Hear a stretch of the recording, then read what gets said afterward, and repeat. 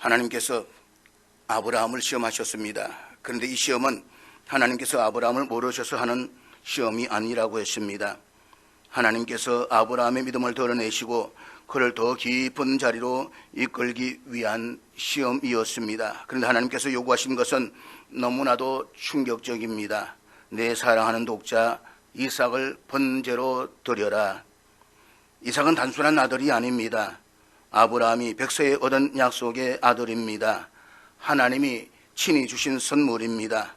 그 아들을 번제로 드리라고 하십니다. 그런데 번제는 단순히 드리는 제사가 아니라고 했습니다. 번제는 한 조각도 남김없이 전부를 태워서 하나님께 올려드리는 제사입니다. 번제는 언제든 다시 찾을 수 있는 헌신이 아닙니다. 번제는 다시 회수할 수 없는 드림입니다. 그럼 하나님께서 아브라함이 요구하시는 것은 단순한 순종이 아니라 완전한 내려놓음, 전적인 헌신을 요구하신 것입니다. 하지만 우리는 종종 하나님께 이렇게 반문합니다. 하나님, 이 정도면 되지 않겠습니까? 이만큼 드렸으면 충분하지 않습니까? 그러나 하나님은 그렇게 말씀하지 않으십니다. 하나님은 우리에게 일부가 아니라 전부를 원하십니다. 형식이 아니라 중심을 원하십니다. 아브라함은 이 번제의 의미를 알았습니다. 그는 단순히 아들을 드리는 것이 아니라 자기 인생 전체를 하나님께 올려드리는 믿음의 결단을 한 것입니다. 그래서 아브라함의 순종이 더 위대한 것입니다. 그런데 여기서 우리가 주목해야 할 중요한 히브리 표현이 있습니다. 우리말 번역에서는 빠져있지만 히브리어 원문에는 원컨대라고 하는 단어가 붙어 있다라고 했습니다. 다시 말하면 하나님께서 아브라함에게 하신 말씀은 단순한 강압적 명령이 아니라 아브라함아, 네가 한번 그렇게 해보지 않을래? 라고 하시는 권고적 요청입니다. 하나님은 우리를 로봇으로 강제로 움직이시는 분이 아니십니다. 억지로 순종하게 하시는 분도 아닙니다. 하나님은 우리의 의지를 존중하시고 우리의 결단을 기다리시는 지극히 인격적이신 분이십니다. 아브라함은 하나님의 이 말씀 앞에서 선택할 수 있었습니다. 거절할 수도 있었고 핑계할 수도 있었습니다. 시간을 끌 수도 있었습니다. 그렇지만 그는 그렇게 하지 않았습니다. 그는 새벽에 일찍이 일어나 순종의 길을 떠납니다. 아브라함의 믿음이 빛나는 이유가 바로 이것입니다. 그는 억지로 순종한 것이 아닙니다. 하나님을 사랑하기 때문에 자발적으로 선택한 것입니다. 사랑하는 여러분, 오늘 우리의 신앙도 마찬가지입니다. 하나님은 오늘도 우리에게 명령만 하시는 분이 아니라 초청하시는 분이십니다. 원컨대 나를 따라오겠느냐? 원컨대 그것을 내려놓겠느냐? 원컨대 나를 더 사랑하겠느냐? 이 질문 앞에서 우리는 선택해야 합니다. 잊지 마십시오. 억지로 하는 신앙은 오래가지 못합니다. 환경 때문에 하는 신앙은 환경이 어려워지면 무너집니다. 그러나 하나님을 사랑해서 드리는 신앙, 자발적으로 결단하는 신앙은 결코 흔들리지 않습니다. 믿음은 생각으로 완성되는 것이 아니라 결단으로 시작되고 행동으로 증명되는 것입니다. 오늘의 본문은 모리아산에 도착한 그 이후에 일한 일들을 정언해 주고 있습니다. 본문 7절을 우리 다 같이 읽도록 하겠습니다. 이삭이 그 아버지 아브라함에게 말하여 이르되 내 아버지여 하니 그가 이르되 내 아들아 여가 여기 있노라. 이삭이 이르되 불과 나무는 있거니와 번제할 어린 양은 어디 있나이까. 이 장면을 그저 눈으로만 읽지는 마십시오. 이 장면은 성경 전체를 통틀어 가장 가슴이 찢어지는 대화 가운데 하나입니다. 아버지와 아들이 모리아산을 향해서 나란히 올라갑니다. 아버지의 손에는 불과 칼이 들려져 있고 아들의 어깨에는 나무가 얹혀 있습니다. 겉으로 보면 평범한 제사의 길입니다. 그러나 그 속에는 말할 수 없는 긴장과 침묵이 흐르고 있습니다. 그런데 그 무거운 침묵을 깨고 이삭이 입을 엽니다. 내 아버지여.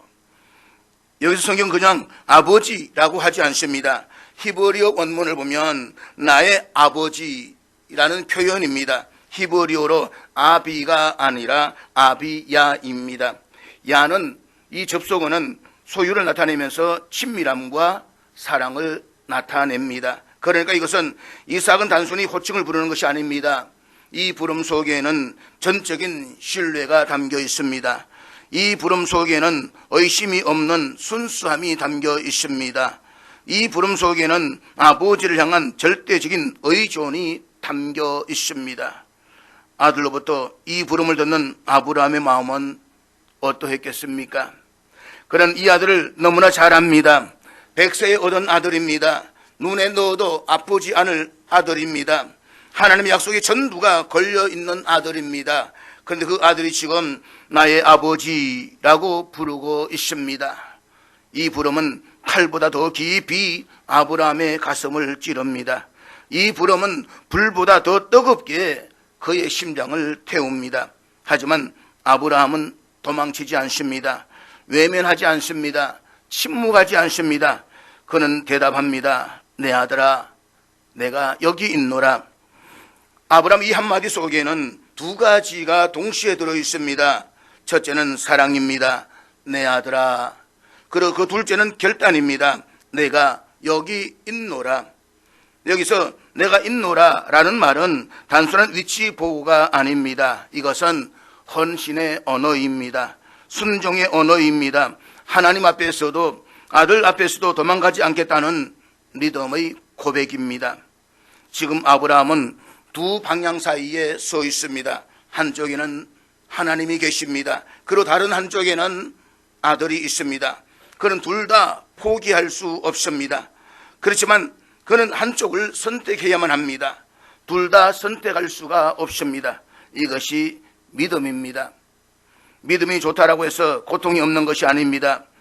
오히려 진짜 믿음은 눈물을 흘리면서도 하나님의 말씀을 붙드는 것입니다. 무너질 것 같은 마음으로도 하나님을 놓지 않는 것입니다.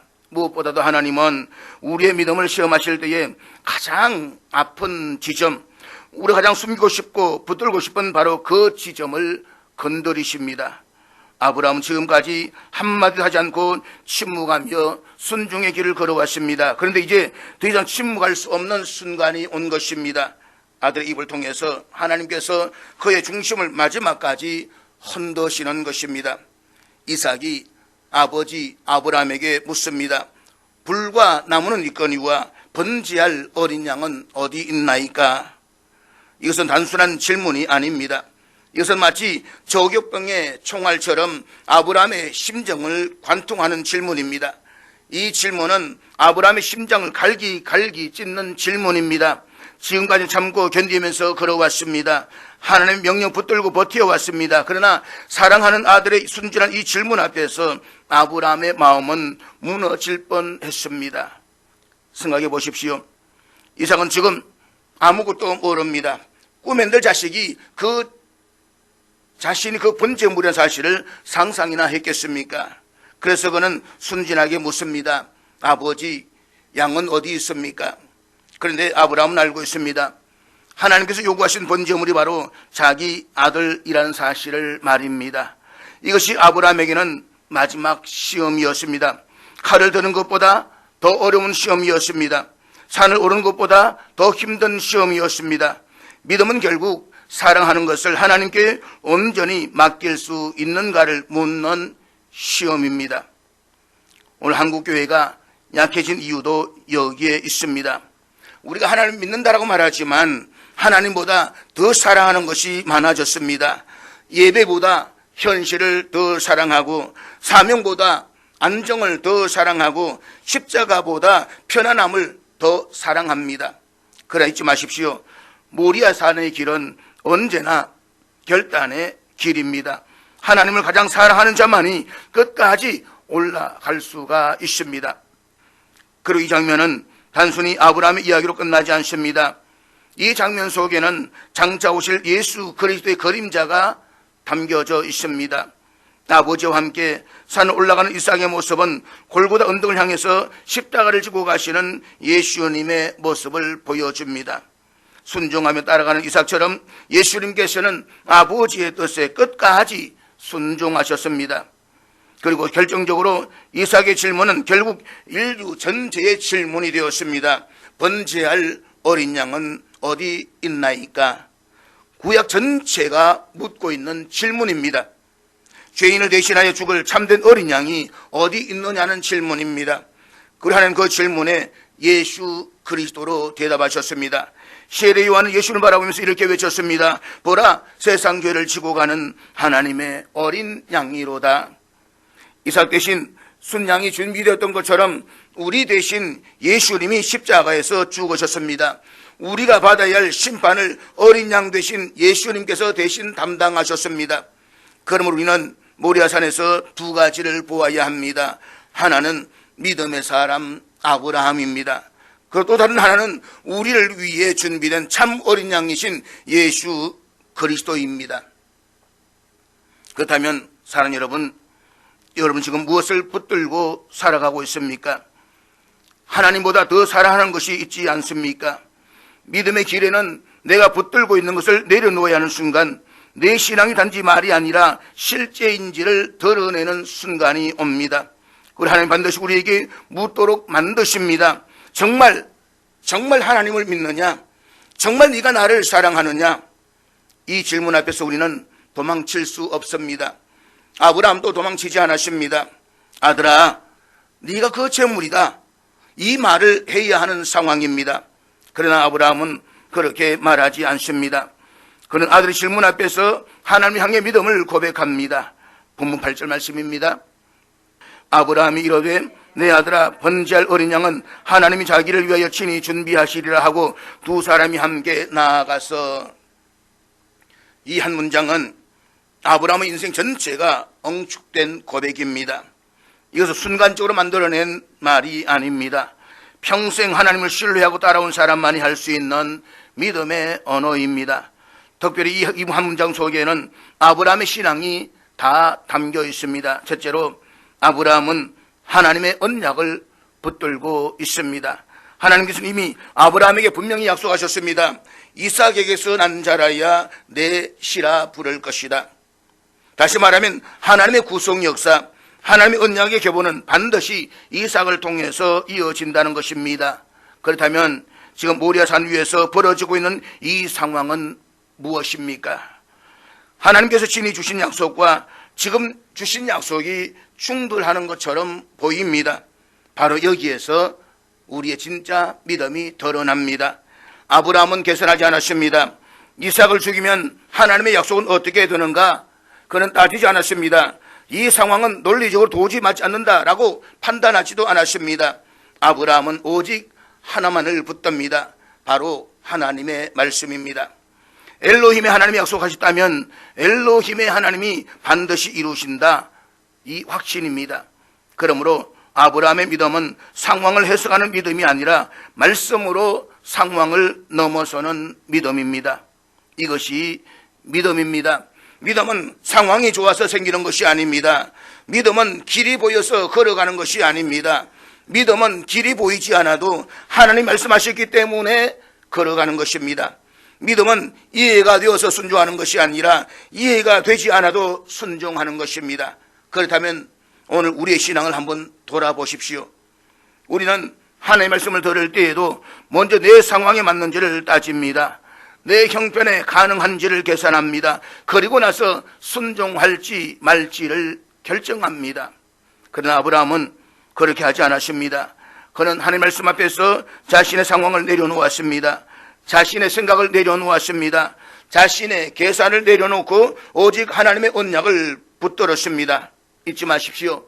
하나님은 우리의 형편을 보고 일하시는 분이 아니라 당신의 언약을 따라 일하시는 분이십니다. 그러므로 우리가 하나님의 말씀을 붙들 때에 비록 지금은 이해가 되지 않고 비록 지금은 앞이 보이지 않아도 하나님은 반드시 당신의 약속을 이루어 가십니다.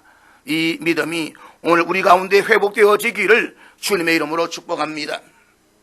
둘째로 아브라함은 하나님께서 친히 준비하신다는 사실을 믿고 있습니다.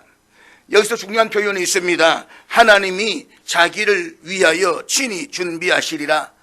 여기서 준비하신다라는 말은 단순히 어떤 것을 미리 마련해 둔다는 차원이 아닙니다.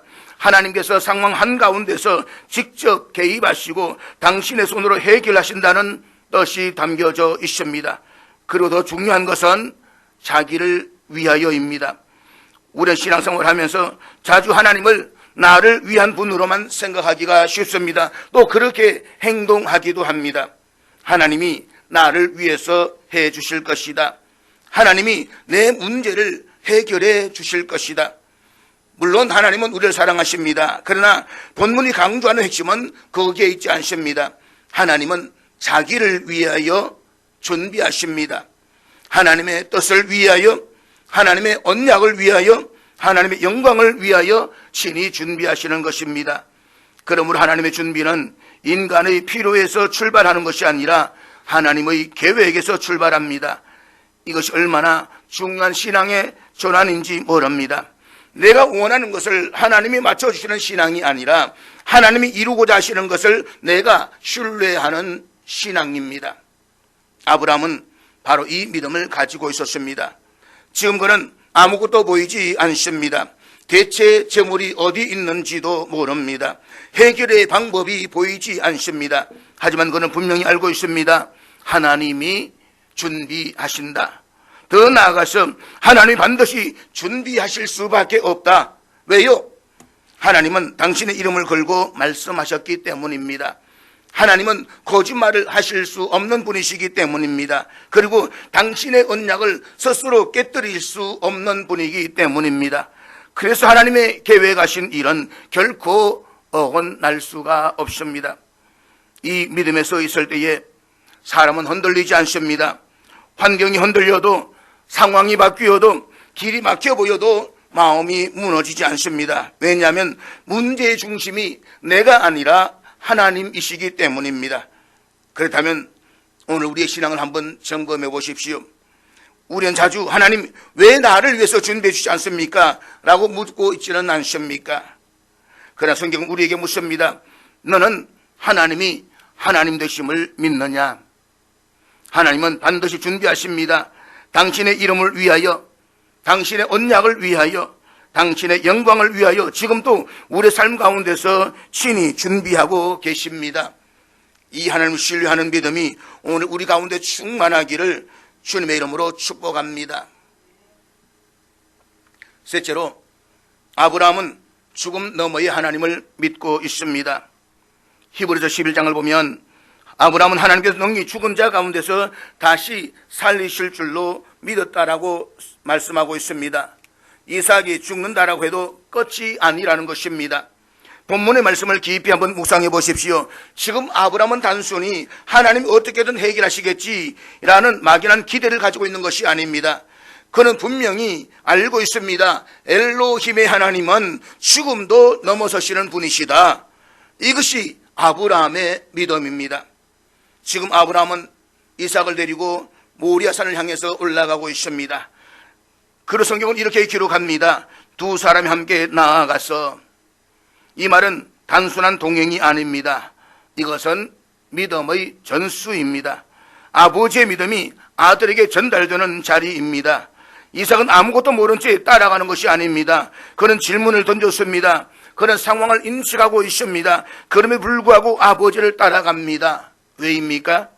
아버지의 믿음을 보았기 때문입니다. 이삭은 보이지 않는 하나님은 모릅니다. 그러나 그 이삭이 눈에 보이는 아버지를 믿기 때문에 하나님을 믿는 것입니다.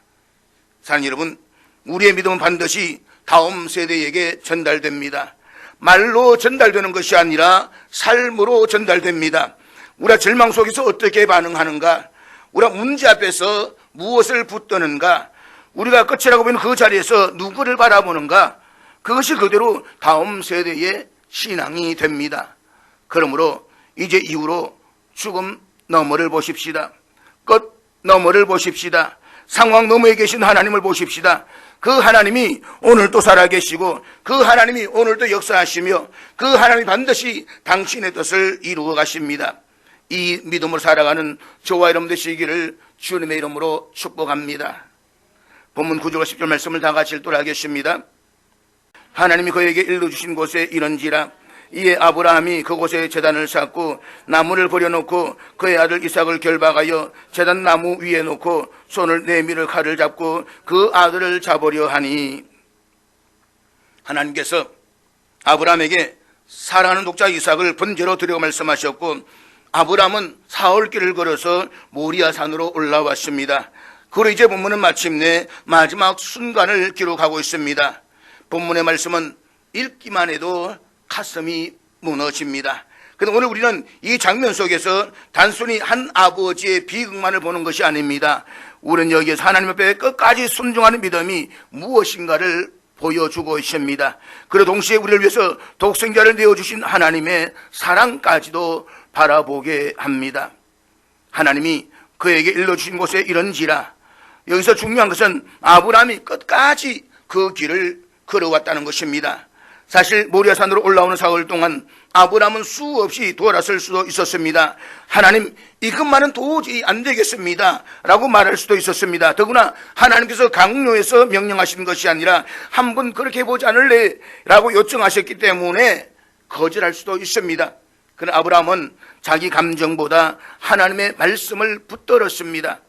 하나님께서는 아브라함을 통하여 참된 믿음이 무엇인지를 보여주십니다. 믿음은 순간의 감정이 아닙니다. 믿음은 끝까지 순종하는 것입니다. 하나님께서 말씀하시면 이해가 되지 않아도 가는 것입니다. 눈물이 나도 가는 것입니다. 마음이 찢어져도 가는 것입니다. 믿음은 하나님께 계산하는 것이 아니라 하나님께 자신을 맡기는 것입니다. 진짜 믿음은 마지막 순간까지 하나님을 신뢰하는 믿음입니다. 그의 아들 이삭을 결박하여, 여기 결박하다라는 말은 단순히 묶는다는 의미가 아닙니다. 완전히 움직이지 못하도록 묶는 것입니다. 그런데 우리는 여기서 놀라운 사실 하나를 발견하게 됩니다. 이삭은 어린아이가 아니었다는 것입니다. 이미 장작을 짊어질 정도의 나이였습니다. 충분히 아브라함을 뿌리칠 수가 있었고 도망칠 수도 있었습니다. 아니, 아버지 아브라함을 제압할 수도 있었습니다. 그런데 이삭은 그렇게 하지 않았습니다. 아버지를 신뢰했기 때문입니다. 아버지가 자기를 해하려고 하는 것이 아니라는 것을 믿었기 때문입니다. 그러나 오늘 본문에서 아픈 사실은 사실 아브라함입니다. 아들을 묶는 순간 아브라함의 심장도 함께 묶이고 있었습니다. 아들을 제단에 올려놓는 순간 자기 인생 전체가 제단 위에 올라가고 있습니다. 그 다음에 하나님께서는 왜 이런 시험을 주셨습니까? 아브라함에게 가장 사랑하는 것이 누구인지를 확인하시기 위함이었습니다. 사랑하는 여러분, 우리에게도 이삭이 있습니다. 내가 붙들고 놓지 못하는 것들이 있습니다. 그것이 내 자존심일 수도 있고 내 물질일 수도 있습니다. 내 성공일 수도 있습니다. 내 자녀일 수도 있습니다. 그런데 하나님께서 때때로 그것을 제단 위에 올려놓으라고 말씀하십니다. 왜입니까? 그것이 하나님보다 더 커지는 순간 우상이 되기 때문입니다. 잊지 마십시오. 신앙은 교회에 다니는 기술이 아닙니다. 신앙은 하나님보다 더 사랑하는 것을 내려놓는 것입니다. 손을 내밀어 칼을 잡고 그 아들을 잡으려 하니 아브라함은 여기까지 갔습니다. 진짜 칼을 들었습니다. 진짜 내려치려고 합니다. 이 장면을 결코 가볍게 읽지 마십시오. 이것은 연극이 아닙니다. 보여주기식 신앙이 아닙니다. 이것은 신앙의 최고 정점입니다. 칼을 든다는 것은 돌이킬 수 없는 선택입니다. 그는 이제 뒤로 물러갈 수가 없습니다. 그 칼을 드는 순간 그는 하나님보다 더 사랑했던 모든 것을 다 내려놓은 것입니다. 보십시오. 그의 손이 올라갑니다. 시간이 멈춘 것처럼 느껴지는 순간입니다. 바로 그때 하늘이 열립니다. 본문 11절 말씀입니다. 여호와의 사자가 하늘에서부터 그를 불러 이르시되 아브라함아 아브라함아 하시는지라. 아브라함이 이르되 내가 여기 있나이다 하매. 지금 이삭은 제단 위에 결박되어 있습니다. 그리고 아브라함의 손에는 칼이 들려 있습니다. 이제 칼만 내려오면 모든 것이 끝나는 순간입니다. 가장 비극적인 순간입니다. 그런데 바로 그때 하늘에서 급하게 들려오는 음성이 있었습니다. 아브라함아 아브라함아. 이것은 단순히 이름을 부르는 것이 아닙니다. 다급함이 담겨 있습니다. 사랑이 담겨 있습니다. 하나님의 개입이 담겨 있습니다. 하나님께서 급히 아브라함을 막으시는 것입니다. 하나님께서 아브라함을 부르셨을 때에 아브라함은 또다시 동일하게 대답합니다. 내가 여기 있나이다. 창세기 22장을 보면 아브라함은 3번이나 내가 여기 있나이다 라고 말합니다. 첫 번째는 하나님께서 아브라함을 시험하시기 위해서 부르실 때였습니다. 두 번째는 아들 이삭이 아버지여 라고 부를 때였습니다. 그리고 세 번째가 본문에서 하나님이 아브라함아 아브라함아 라고 부르실 때였습니다. 아브라함은 상황에 따라 태도가 달라지지 않았습니다. 시험의 시작에서도 내가 여기 있나이다 였고, 가장 고통스러운 순간에도 내가 여기 있나이다 였으며, 마지막 결정적 순간에도 여전히 내가 여기 있나이다 였습니다. 믿음은 그래서 끝까지 하나님 앞에 서는 것입니다. 상황이 바뀌어도 하나님 앞에서 도망가지 않는 것입니다. 우리는 하나님께 축복하실 때는 내가 여기 있나이다 라고 쉽게 말합니다. 기도가 응답될 때에도 내가 여기 있나이다 라고 말합니다. 길이 열릴 때에도 그렇게 말합니다. 그러나 문제는 시험의 산 위입니다. 눈물의 모리아 산 위입니다. 내 인생의 가장 소중한 것을 내려놓아야 하는 자리입니다. 이해할 수 없는 현실 앞입니다.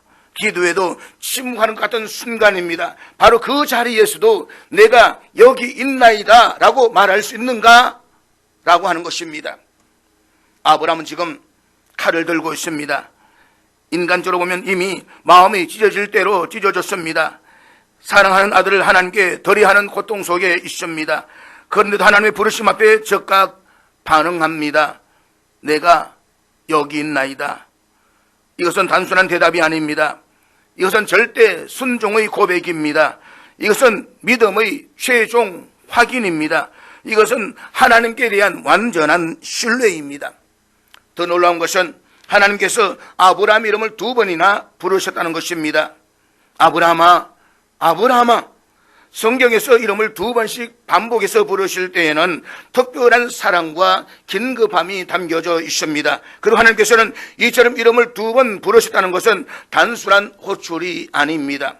그 영혼을 향한 깊은 사랑과 하나님의 강한 개입을 의미합니다. 하나님은 아브라함을 버리신 것이 아닙니다. 하나님은 침묵 속에서도 아브라함을 보고 계셨습니다.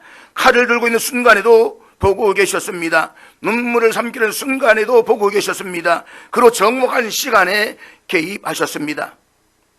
우리도 마찬가지입니다. 어쩌면 여러분 가운데도 지금 모리아산을 지나는 분이 있을는지 모르겠습니다. 왜 이런 일이 일어나는지 이해가 되지 않는 분들이 있습니다. 기도해도 응답이 없는 것 같은 분들이 있습니다. 하나님께서 침묵하시는 것처럼 느껴지는 분들도 있습니다. 그러나 여러분, 하나님은 침묵하셔도 떠나신 것이 아닙니다. 보이지 않아도 일하고 계십니다. 응답이 늦는 것 같아도 가장 정확한 시간에 개입하십니다. 아브라함은 끝까지 하나님의 음성에 귀를 기울이고 있었습니다. 그러므로 마지막 순간에 하나님의 음성을 들을 수가 있었던 것입니다. 만일 아브라함이 원망과 분노에 사로잡혀 있었다고 한다면 어떻게 되었겠습니까? 만일 자기 생각과 감정에만 빠져 있었다고 한다면 어떻게 되었겠습니까? 하나님의 음성을 듣지 못했을 것입니다. 그래서 믿음은 하나님의 음성을 끝까지 듣는 것입니다. 고난 가운데서도 하나님의 말씀에 반응하는 것입니다. 상처 속에서도 하나님의 부르심 앞에 서는 것입니다. 그런데 오늘 우리의 문제는 너무 쉽게 마음이 무너진다는 것입니다. 조금만 어려워도 하나님 앞에서 도망갑니다. 조금만 이해되지 않아도 원망합니다. 조금만 손해를 보는 것 같아도 순종을 멈춥니다. 그러나 진짜 믿음은 끝까지 하나님 앞에 머무는 것입니다. 내가 여기 있나이다 라고 말하는 것입니다. 그리고 바로 그 사람이 믿음의 사람입니다. 바로 그 사람이 끝까지 쓰임받는 사람입니다. 본문 11절 말씀입니다. 사자가 이르시되 그 아이에게 내 손을 대지 말라. 그에게 아무 일도 하지 말라. 내가 내 아들 내 독자까지도 내게 아끼지 아니하였으니 내가 이제야 내가 하나님을 경외하는 줄을 아노라. 12절의 말씀은 한마디로 아브라함아, 내가 이제 믿음을 확인했다. 너 시험을 통과했어. 이 말입니다. 그런데 하나님께서 언제 아브라함의 믿음을 인정하셨습니까? 아브라함이 다음날 아침에 일찍 일어나서 나귀의 안장을 지울 때가 아닙니다.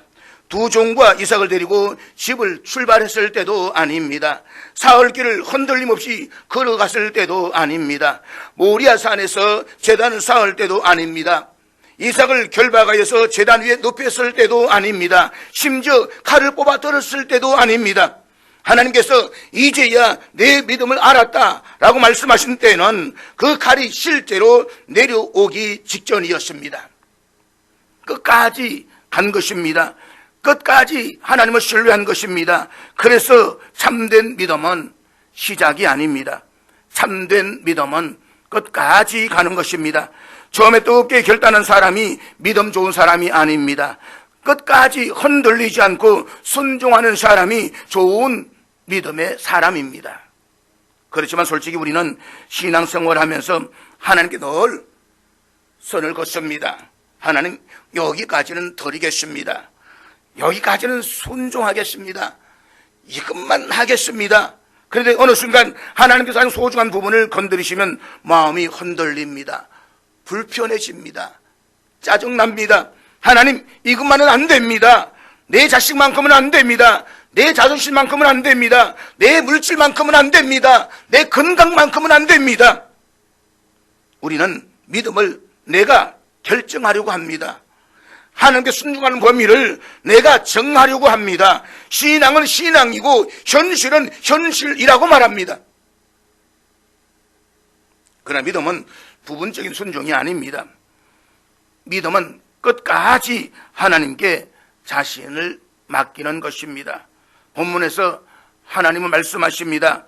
내 아들 내 독자까지도 내게 아끼지 아니하였으니, 이 말은 단순히 이삭 하나를 바쳤다는 뜻이 아닙니다. 아브라함아, 네가 백세에 얻은 독자를 내 소유라고 생각하지 않고 내 것이라고 인정하는구나. 내 믿음을 내가 이제 보았다.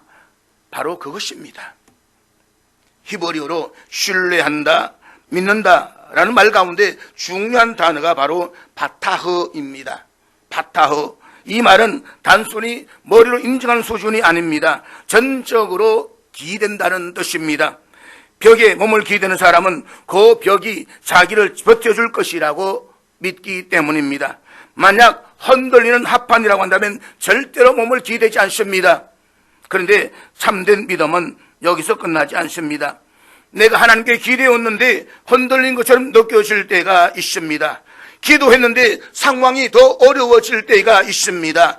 붙들었는데 눈물이 날 때가 있습니다. 신뢰했는데 현실은 무너지는 것처럼 보일 때가 있습니다. 그때 대부분 사람들은 손을 놓아버립니다. 하나님도 별 수 없네. 기도해도 안 되네. 믿어도 별 소용이 없네. 그러나 믿음은 그런 것이 아닙니다.